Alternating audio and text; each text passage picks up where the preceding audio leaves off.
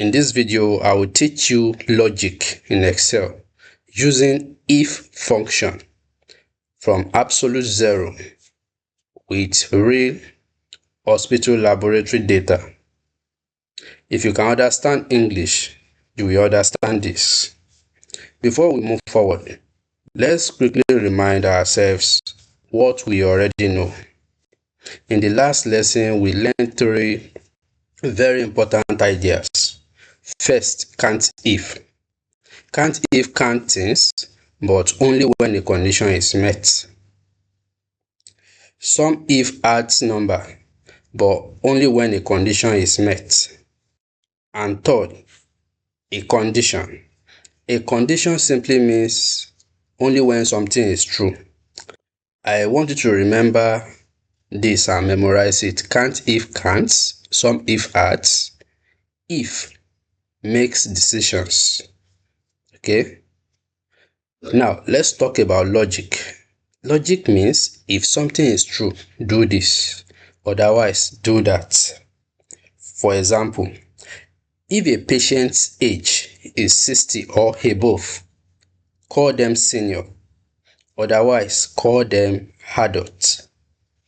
If drug quantity is less than 10, show low stock. Otherwise, show sufficient stock. If a laboratory test result is outside the normal range, mark it abnormal. Otherwise, mark it normal. So Excel does not think. Excel only follows instructions. We tell Excel exactly what to do.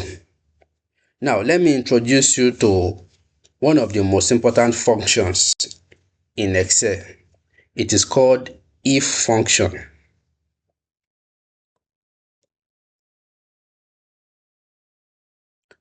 The if function allows Excel to make a decision. What does if do? It checks. If checks a condition and returns a result. This looks scary, but it is not. Let me break it down for you. This is the formula, and it has three parts, just as we have for can't if and some if. The first part is logical test, then value if true, then value if false. This logical test is like a question Excel must answer. Then this value if true is what Excel should show if the answer is yes. Value if false is what Excel should show if the answer is no. Excel always asks the condition first, which is the logical test. Then Excel decides which answer to show. Let's now do a very simple example. This is a laboratory data set, okay, containing 100 patients, their age, the laboratory test they did, the test results, and the date. This test result is looking like date, so we change the data type from general to numbers. Yes, this is the test result. This is the date. Okay. So we change the data type of each column, like we've learned before, to this is test. Patient age is in numbers. Okay. So let's just reduce it to whole numbers. Good. So we have this data set. Then the next thing, like we've learned before, is to always convert our data set to a table before performing any analysis. Control T. My table has a header, yes. So this is our data set in table. Let's say we want to categorize these patients into elderly and adults. What do we do? How do we do it? We write a logic using the if function. Let's insert a new column here. Good. And say patient category. Call the column patient category. Okay. Now to do this, we start by writing equal to equals if, then tab. What is the logical function?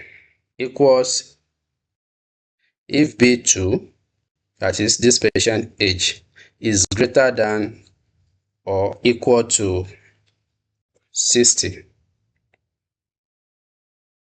comma, that is the logical test.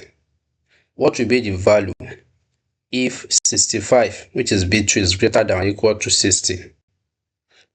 I want it to return elderly, comma, that is the value if true. Then what is the value if false?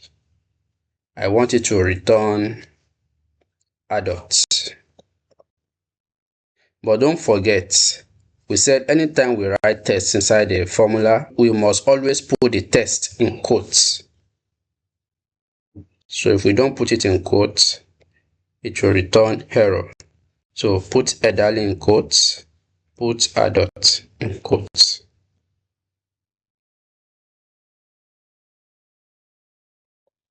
Good.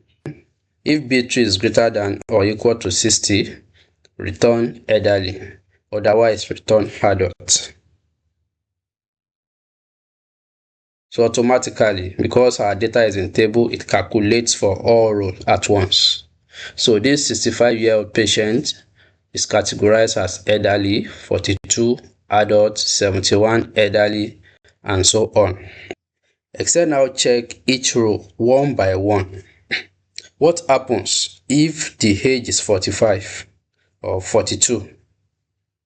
It returns adult. If the age is 59, it returns adult, 72 elderly. While scrolling down at the point, we notice that one of the patients is 17 years old and Excel is calling it adult. This is so because we only use these two categories. Anything that is less than 60 will be called adult, but this is not correct. So we can take this one step further. We want three categories: child, adults, and elderly. Okay, a child will be age less than 18, adult age between 18 and 59, while elderly will be age 60 and above. Excel can do this, but we must guide it carefully. So sometimes one if is not enough, so we put an if inside another if. This is called a nested if in Excel. For example, if age is less than 18, we call it child. S, if age is 60 or above, we call it elderly. S, adult. Excel checks from left to right to do this. So what do? We edit this formula.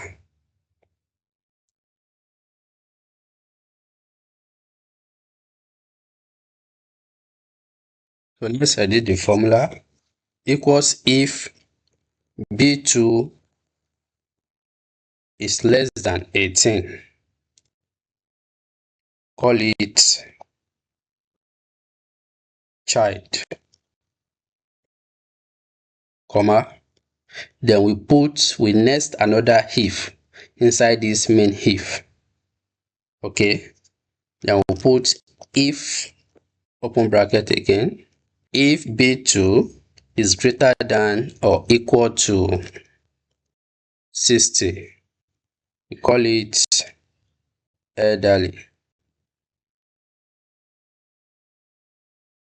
comma, otherwise call it adult.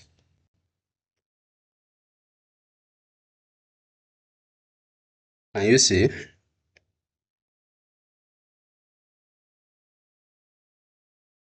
This may look very difficult, but it is not. It's very simple. All you need to do is understand it and ensure that you write the formula correctly. So this is just like inserting one if inside another one to get our three categories. B2 is 65. If 65 is less than 18, first call it child. Okay, that is anything less than 18 except will return child, meaning that everything less than 18 has been treated, has been catered for. So what will remain for Excel to work on is any age from 18 and above. Now, this second nested if is differentiating between elderly and adult. So if 65 is greater than or equal to 60, call them elderly. Then every other thing, call it adult. When you are done, you press enter. When you press enter, Excel calculates for all rows, okay?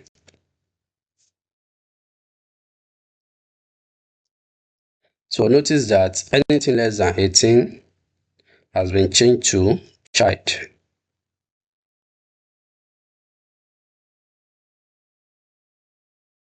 Okay.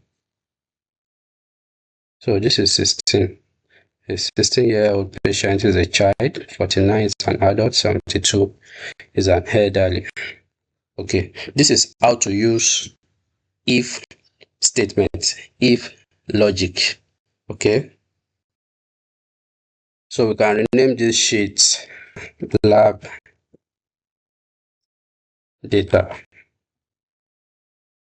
In the next video, we are going to use if with these real laboratory results.